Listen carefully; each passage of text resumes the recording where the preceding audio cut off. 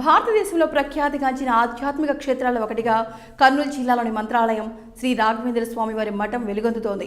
రాఘవేంద్ర స్వామి జీవ సమాధిలోకి ప్రవేశించిన బృందావనాన్ని దర్శించుకునేందుకు కర్ణాటక, మహారాష్ట్ర, ఆంధ్ర, తెలంగాణ రాష్ట్రాల నుంచి నిత్యం 10,000 మందికి పైగా భక్తులు, పర్యాటకులు వస్తుంటారు.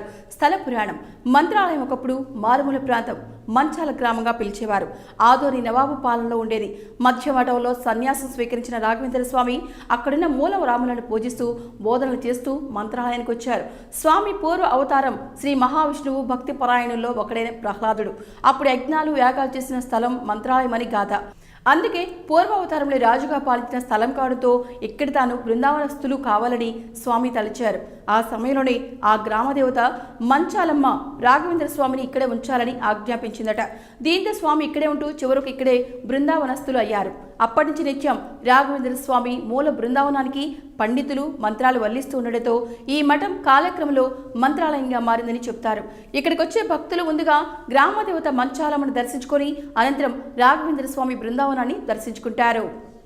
చరిత్ర విశేషాలు: తమిళనాడు భువనగిరి వాసులైన తిమ్మనబట్టు, గోపికాంబ దంపతులకు వెంకటనాథుడు రాఘవేంద్ర స్వామికి తల్లిదండ్రులు పెట్టిన పేరు ఇదే.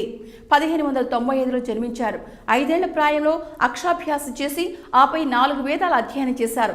యుక్త వయసు వచ్చేసరికి విద్యల సారాన్ని గ్రహించిన వెంకటనాథుడు సాధారణ కుటుంబ జీవితాన్ని వద్దనుకొని సన్యాసం స్వీకరించారు. అప్పుడే ఆయన పేరును రాఘవేంద్రగా మార్చుకున్నారు. ఆధ్యాత్మిక బోధనలు చేస్తూ తమిళనాడు నుంచి కర్ణాటక ప్రాంతాల్లో విస్తృతంగా తిరిగారు. మంత్రాలయం కర్ణాటక సరిహద్దు ప్రాంతంలోని పంచముఖి వద్ద 12 ఏళ్ల పాటు తపస్సు చేశారు. ఆయన దీక్షకు పంచముఖ ఆంజనేయుడు ప్రసన్నుడై ప్రత్యక్షమయ్యారని చరిత్ర గాథ. అనంతరం పవిత్ర తుంగభద్ర నది తీరాన మంత్రాలయానికి వచ్చిన రాఘవేంద్రుడు అక్కడే ఉంటూ తన బోధనలు కొనసాగించారు. ఆదోని నవాబు సిద్ది మసూద్ నుంచి మంచాల గ్రామాన్ని దానంగా పొందారు.